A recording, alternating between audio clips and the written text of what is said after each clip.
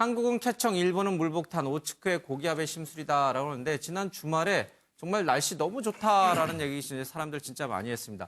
마치 가을 날씨 같다는 생각이 좀 들 정도인데 그것이 바로 오츠크의 고기압 때문이라고 합니다. 오늘과 내일은 장마 전선이 온다니까요. 장마가 끝나고 다시 또 폭염이 시작된다고 합니다.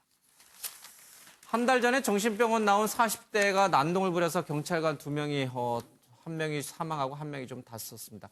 대낮에 경북 영양에 있는 주택가에서 발생을 했는데 경찰이 테이저건과 권총을 챙겨갔지만 이 조현병을 앓고 있는 범인이 난동을 부리면서 감당을 하지 못했습니다.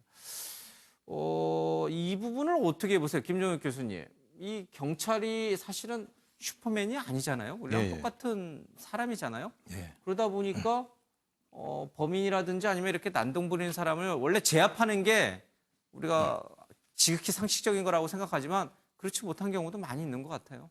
그래서 이제 공권력에 대한 이 사회의 시각 자체가 저희 어렸을 때만 해도 파출소 지나가기도 무서워했었던 상황이었는데 지금은 뭐 거의 서비스 업종에 있는 사람처럼 막 부려먹는 방식에, 그러니까 공권력의 권위가 좀 사라지고 있는 측면이 분명히 있는 거죠. 그런 면에서는 좀 공권력에 대한 권위를 살릴 수 있는 좀 법제적 정비가 필요할 것 같고요. 또 하나는 이제 말씀하신 것처럼 이 우울증, 뭐 조현병, 조울증 이런 사회적인 병들이 계속 증가하고 있는 상황이라고 하면 항상적으로 위험이 내포될 수밖에 없는 거죠. 앞으로 계속적으로. 그렇다면 정부 차원에서 이런 그 지역 차원의 이런 정신질환 환자들에 대한 사회적인 관리 네트워크들을 만들어서 그것도 사전에 예방할 수 있도록 해야 되는 거죠. 그렇게 예방을 하지 못하기 때문에 이런 사건들이 계속 발생하는 문제가 있어서 저는 이 부분들은 좀 우리 사회가 아직까지도 안전 불감증에서 세월호 이후에도 잘 벗어나지 못한 측면이 있어서 이런 부분들을 잘 만들어낼 수 있는 계기로 활용을 해야 되겠다 이런 생각을 하게 됩니다.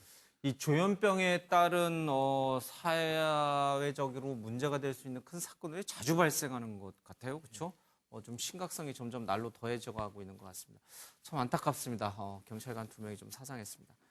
응급환자 이송 중에 신호위반 사고 구급대원 이대로 처벌받나라고 하는데 지난번에 많이 좀 다뤄졌죠. 한 교차로에서 이 구급차가 신호를 위반하고 가다가 반대쪽에서 달려오는 차량과 부딪혀서 크게 넘어지는 사고가 있었습니다.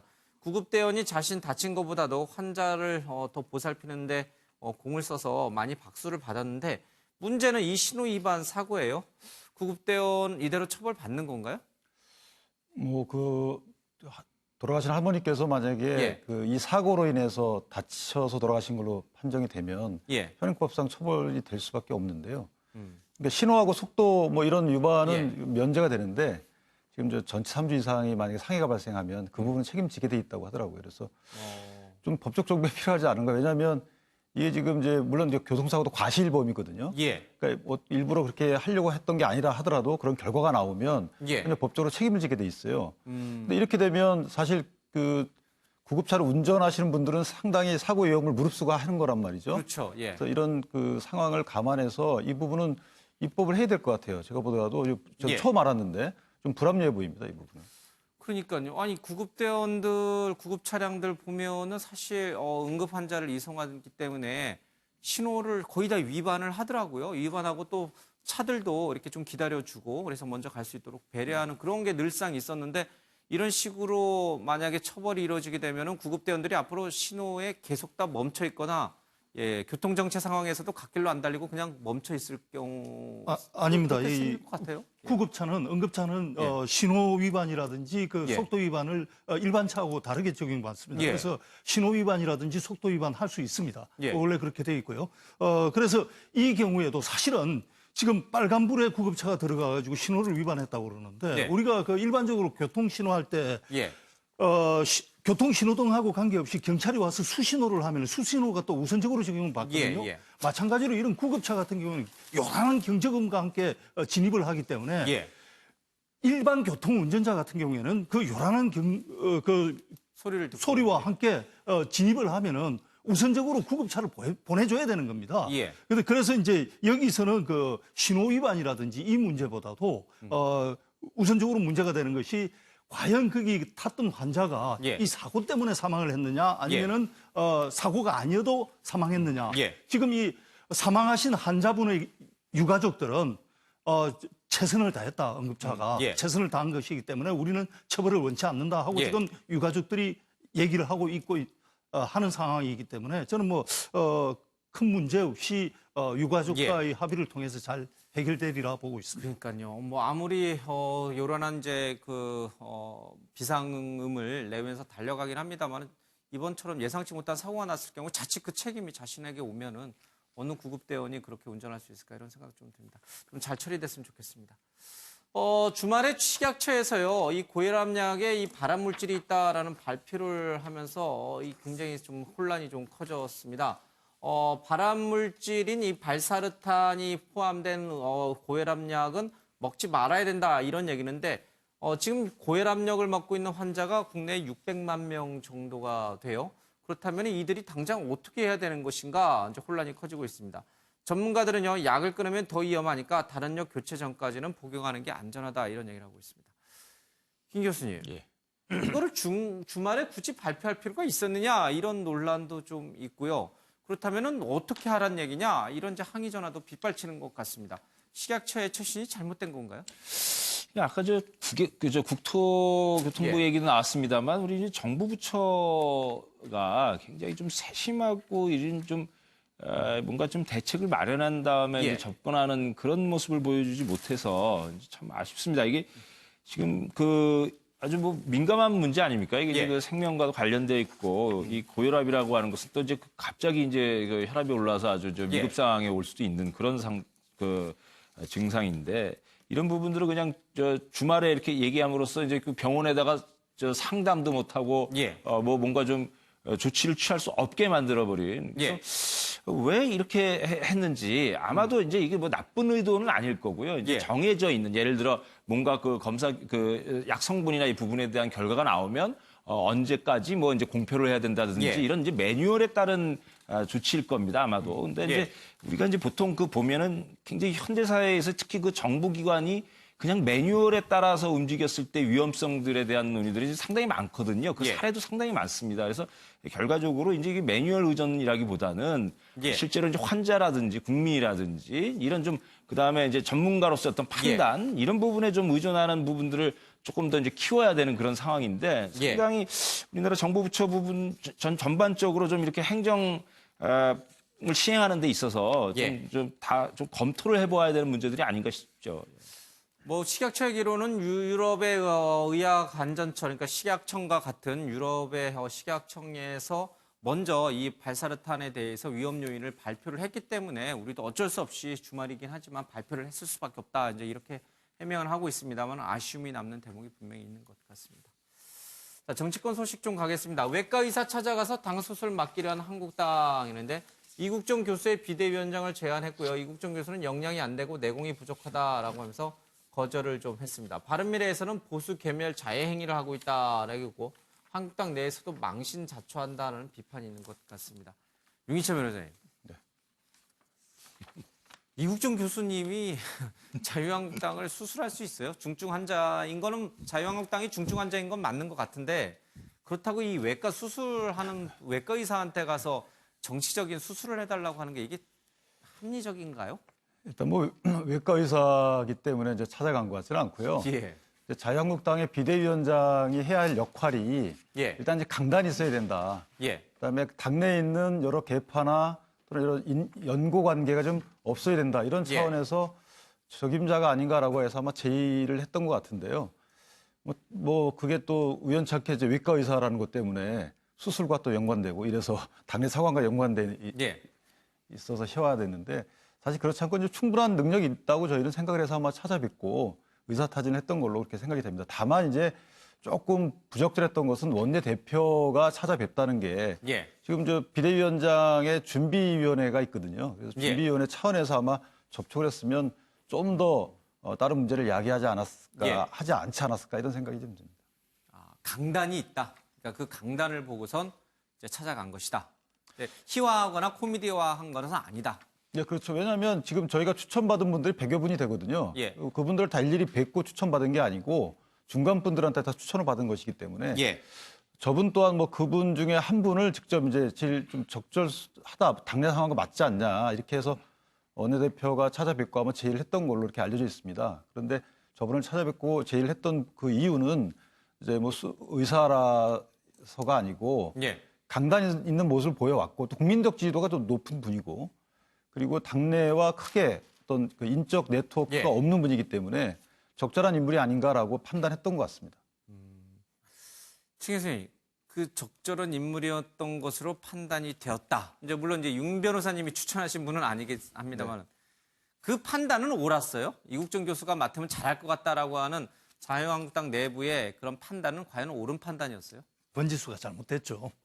일단 이국종 교수님은 굉장히 자기 분야에서 정말 노력을 많이 하신 예. 분이고 훌륭하신 분이고 존경할 만한 우리 사회의 어떤 예. 큰 자산임에는 틀림없습니다. 그리고 예. 한국당이 지금 인적 쇄신을 해야 될 처지에 있기 때문에 외부 인사를 영입해야 되는 것도 맞습니다. 여기까지만 보면은 당연히 모셔오고 싶은 분임에 틀림없을 예. 거라고 봅니다. 예. 그렇지만 한국당이 지금 해야 될 것은 인적 쇄신과 더불어서 가치 재정립입니다. 당의 가치를 재정립하려면은 예. 가장 큰 문제가 지금 안보 문제, 경제 문제 이런 것들이 있지 않습니까? 그런데 그동안 국민을 살리는 외과 수술을 전공해 오신 분이 이런 경제 문제나 안보 문제를 다 아우르기에는 과연 적합한 인선이냐. 그래서 저는 번지수가 틀렸다고 보고 특히나 지금 안철수 신드롬이 지금 그 정치권으로 들어와 가지고 거품이 빠지는 과정을 우리가 다 지켜봤지 않습니까? 그러니까 어느 특정 분야에 뭐 국민적 나름대로 지지도를 쌓은 거하고 이런 당의 큰 그림 속에서 비상대책위원장을 맡는 거하고는 좀 달리 볼 필요가 있지 않나 싶습니다. 알겠습니다. 자, 잠시요. 이 컬링 대표팀 주장을 했던 김은정 선수의 결혼식 얘기 좀 듣고 와서 다시 정치권 얘기로 좀 가겠습니다. 박진아 아나운서 얘기 좀 듣겠습니다.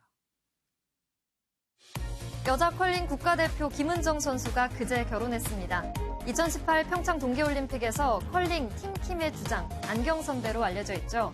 김은정 선수의 결혼식엔 팀킴이 총출동했습니다. 이 결혼식은 대구에서 비공개로 치러졌는데요. SNS를 통해 결혼식 사진 등이 공개됐습니다.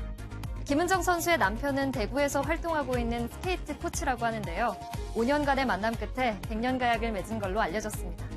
결혼식장엔 친지 가족을 비롯해 은메달 쾌거를 이룬 팀킴 멤버들이 참석했는데요.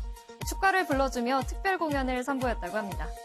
올림픽 당시 뿔테 안경에 진지한 표정을 짓던 안경 선배 이미지와는 달리 김은정 선수는 멤버들 사이에서 환하게 웃는 모습인데요. 김민정 감독에 이어 팀킴에서 두 번째로 결혼한 김은정 선수.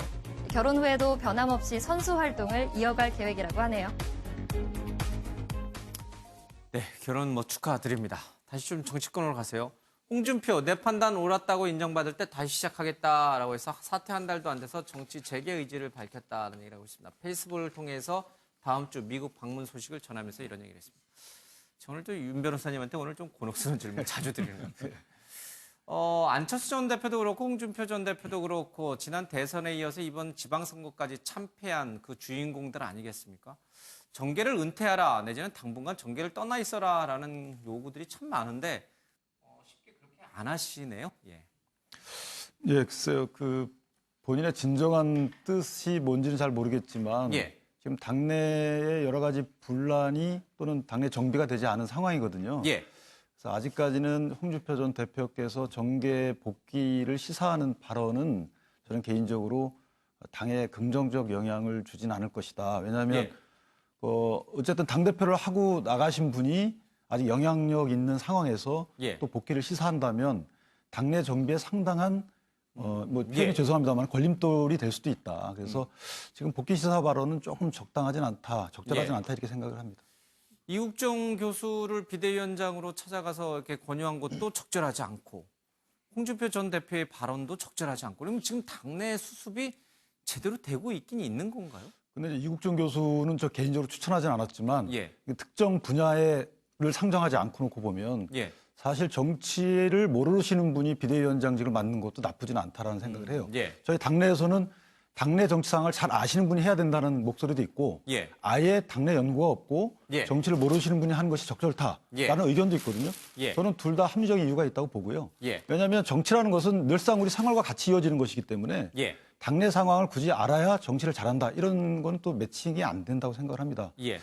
저희 당이 이제 오늘 의원총회를 할 것 같은데 혹시 하게 되면 적절한 후보가 압축이 되고 이제 17일 날 예정돼 있는 전국위원회에서 추인이 되면 정비가 잘 되지 않을까. 그때까지 응원을 해주셨으면 좋겠습니다. 예, 알겠습니다. 민주당은 새 강령에 촛불혁명을 넣는다라는 얘기를 하고 있는데 청와대는 대통령 개헌안을 발표하면서 이 충분한 평가가 이루어지지 않았기 때문에 헌법에 넣지 않았다라고 하지만 민주당은 헌법과 달리 정당 강령에는 넣을 수가 있다라고 주장을 좀 하고 있습니다. 이건 김 교수님, 어떻게 보세요? 이 촛불혁명을 넣게 될 경우에 어떤 발생할 수 있는 여러 가지 문제. 그러니까 편가르기로 보면은 한쪽 편을 든다라는 얘기가 되거든요. 어떻게 보세요? 촛불혁명이 뭐 편가르기나 한쪽 편 이렇게 보기는 어려운 뭐 이제 국민의 적어도 한 75% 이상이 다 이제 참여했었던 그런 이제 시민적 실천이었기 때문에 편가르기는 뭐 그렇게 보기는 어렵습니다. 어려울 것 같고요. 근데 다만 이제 뭐 강령에 이제 촛불혁명을 넣느냐 안 넣느냐가 정말 중요하냐. 이미 지금 문재인 정부 들어와서 추진하는 여러 가지 이제 뭐 정책들이라든지 특히나 사회경제적인 문제들, 뭐 불평등이 심화되어 있고 뭐 이런 여러 가지 문제들도 이제 뭔가 해결하고 성과를 거둬가는데 좀 더 집중해야지. 뭐 지금 이제 새 강령을 만들고 그럴 때이냐. 지금 지방선거나 뭐 지난 촛불 집회 때 뭐 그 대통령 선거에서 이긴 게 강령에 촛불혁명이 있고 없고 그래서 승리했던 건 아니란 말입니다. 뭔가 새로운 좀 개혁을 해달라고 하는 요구의 반영이었던 거거든요. 그래서 그 요구를 반영하는 것을 단순히 강령에 어떤 문구를 넣는 것으로 만들어버리는 거는 저는 뭐 바람직하지도 않고 효과도 없을 거다. 그래서 어떤 정책들을 추진하겠다라고 하는 의지나 그런 실천에 빨리 임하는 게 더 중요한 거 아닌가 생각이 듭니다. 알겠습니다. 지금 국회 특활비 폐지와 관련해서 여러 논란이 있는데 민주당과 한국당 거대 양당만 뒷짐지고 있다 이런 얘기를 좀 하고 있고요.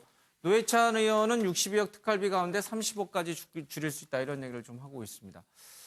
이 양당이 왜 그래요? 원래 기득권이라서 그런가요? 가진 게 많아서 그런가요?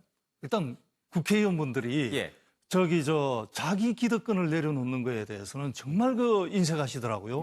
뭔가 이렇게 출판 기념회 문제라든지 그다음에 세비 깎는 문제라든지 여론이 들고 일어나면은 그때마다 신용은 합니다. 이번 같은 경우에는 특수활동비 같은 경우에 더 좀 뻔뻔하게 신용조차도 안 해버리는데요. 과거에는 그나마 깎겠다든지 뭔가 개선점을 마련하겠다고 신용을 한 다음에 한두 달을 끌다가 입법 과정에서 흐지부지 해버리거든요. 이번 같은 경우에는 아마 여당 입장에서는 지방선거에서 이기고 나서 아주 좀 자신만만해진 그런 측면이 있는 것 같습니다. 이렇게 매번 특권 내려놓기를 외치면서도 정작 현안이 딱 닥치면은 모른 척하고 있는 그런 모습들이 좀 국민을 좀 씁쓸하게 합니다. 오늘 아침엔 멜경제는 여기서 마치겠습니다. 고맙습니다.